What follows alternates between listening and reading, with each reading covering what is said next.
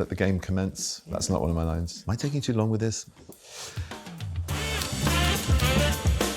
Oh, I get to read it. Okay. Wow. The power of reading. I'm not a psychopath. I'm a high-functioning sociopath. Do your research. Sherlock Holmes.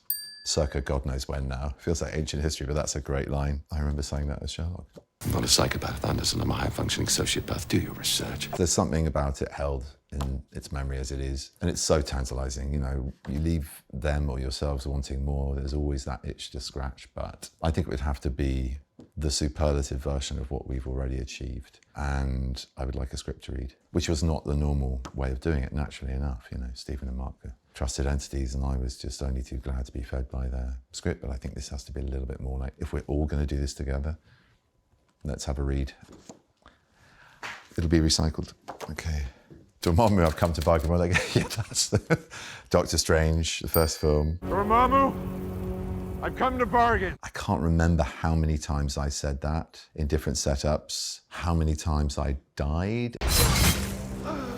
A lot was taken over by digi-doubles, but I was in all sorts of rigs. It was the same space rig as Sandra Bullock in her acting as well, but putting up with that. It was unbelievably good fun for the first sort of couple of rides, and then it was really hard. Very odd strains on the body in a weird way. And I like that kind of work. I like the physical aspect of my work. But I think there was a bit of that involved on the same set, and just coming up and saying it again and again and again as he dies. Where's Dormammu out in this trap of repeated time? Next. Thank you. I specifically brought enough food to last until January. How much emotional eating have I been doing? That's really funny. Is this a cartoon? It's not the Grinch. It's the Grinch. How much emotional eating have I been doing? It's one of the chiefest things I get a thrill out of, because I don't, to do a voice character for kids who go, you're not the Grinch, and then go, I know just what to do. It's fun. It's just fun. They're going to go, ooh. It's creepy. It's almost like, was it because, I can't obviously be the Grinch as opposed to being Strange or any of the other more iconic ones they might know. But God, I had fun. I mean, it's a long process, but it's really good. And Chris and all that team are brilliant. They're just brilliant. They write really witty scripts. Scott, who directed me a lot of the time, was light on his feet. The sessions were fun, and the animation was just gorgeous. And, it's another cut of that brilliant story that we all love and know from the Dr. Seuss canon. And I like it. Bring on another one. I love that. I am fire. I am I've had some quite good lines. I am fire, I am death. These are hard ones to forget, really. Smaug. I am death. That was just great. And we did a lot of variations on that. I don't remember doing that in the now very available YouTube video of me crawling around like a madman in a mocap suit. I laid low the warriors of old and instilled terror. But I do remember on the soundstage doing it a lot with Peter, when we were kind of augmenting the voice and trying different vocoders and strains and effects with microphones and different temperatures and pacings and tonalities. And I just remember the sort of the quieter it was, the more kind of terrifying it was, as this, shape of destruction swooped down silently through the night. Very cool line to have to say. This is not, I don't like this tossing, it's really. A man was made patient and the odds against, that's not right. A man was made patient by the odds against him. I think that's a quote of, is it Phil Burbank in Power of the Dog? And I say it about, I've forgotten the character's name, which is essential to that part. Oh God, what was he called? Bronco Henry. A man was made by patience and the odds against him. I mean, I don't remember it being that way, unless I got it wrong on the day, and that's what it is in the film, which is mortifying. And we all know I had trouble with the word penguin. Is penguins? Yeah, I think I screwed up a line, either of Thomas Savage. I mean, I did put some of Savage back in, much to Jane's chagrin at the time, but then some of it made it, some of it ended up on the floor. I can't remember when that was in her original screenplay or not. Well, what kind of prep didn't I do? I mean, everything that he does in the book I tried to do, whether it was ironmongery, taxidermy, which that was a very odd afternoon. Well, obviously horsemanship and wrangling and cowherding, and also braiding, that was featured a lot, which is fine when you're not then doing dialogue and not looking and going, oh shit, don't film this bit. I've done about 5, oh no, there's a knot. And you just keep going. Yeah, I mean, it was a really deep dive into kind of city slicker, guy culture, cowboy camp. It was amazing. I spent some time in Montana with an incredible bunch of folk there. And we were all over the county as well. We went to different places. So we saw some really beautiful flat plains, the kinds that were grazed by thousands of buffalo back in the day, and then to mountainous stuff that was slightly nearer where Thomas Savage set the novel, near his family home. Yeah, I'll recycle it towards you. Is there anything you would not do for your family? Yes. So that was Khan in Star Trek Into Darkness. Is there anything you would not do for your family? Is it sad that I remember these lines, or these are very potent, these lines? Apart from the one that I think I mangled from Power of the Dog. Oh, that was fun. I mean, that was just a big moment for me. We just had a blast. I mean, JJ's sets are just a fun ground of entertainment and distraction and creativity and energy, you know. And he was so grateful, he was so encouraging, and I was a very little fish in a big pond. It was a big, scary movie to be on with. The first kind of announcing me, okay, well, it's Benedict Cumberbatch, way! Tommy Gormley had a crap Scottish accent, sorry, Tommy. You get whooped on set like it's the beginning of your turn in a sitcom on US television. I was like, oh, I'm sort of in character, this is a bit distracting, you know. We worked in some amazing places, some amazing sets, and then we went to this really amazing location, the National Ignition Facility, which is where they're hoping to create nuclear fusion rather than fission. And the only byproduct of that is water. They convinced me before I got there that there was this neutron cream you had to dot on your face to protect against all the neutrons that were flying around in the air. And I'm like, I'm not sure, really? And you know, who am I to question science? I played a few scientists, but I don't, you know, I'm not Stephen Hawking, so therefore maybe it's some crazy American sort of, you know, insurance thing. This is all by way of, you know, excusing how stupid I am.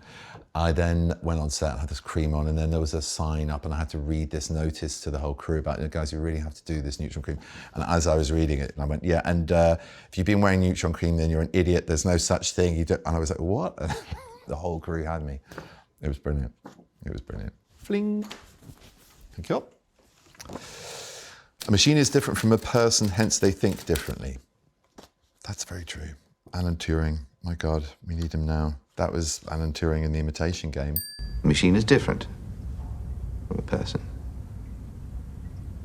Hence they think differently. It's just like a deep, deep, deep kind of connection of thinking, oh, I understand what you were or went through. And the pain of that at certain points in his story, you know, no acting was required. It just sort of thinking of him was enough. Maybe that's not good acting. I don't know. I've talked about this a bit. Maybe that's just witnessing something and feeling it historically as that abomination that it was, is chemical castration because of his sexuality. And if you just leave it alone and don't think, how does this story get most effectively told at this point? Something just happens. I think that's true of a lot of art, a lot of sport, a lot of anything where we're just doing it and it's coming through us. You're not really, you know, I got patted on the back for it a lot, but it's not really you. It's something else just coming through you. It's the power of the story or the character. And just letting yourself be open for that, I suppose, is the trick of the acting of it. Thank you. All is done here. Wow, that's quite prosaic, isn't it? All is done here. Okay, you got me. I have no idea. All is done. We're done here. All's done here. I mean, I don't know. Am I stretching back into the mists of time? Is this a little bit further away? Oh, all is done here. Zoolander 2, sorry.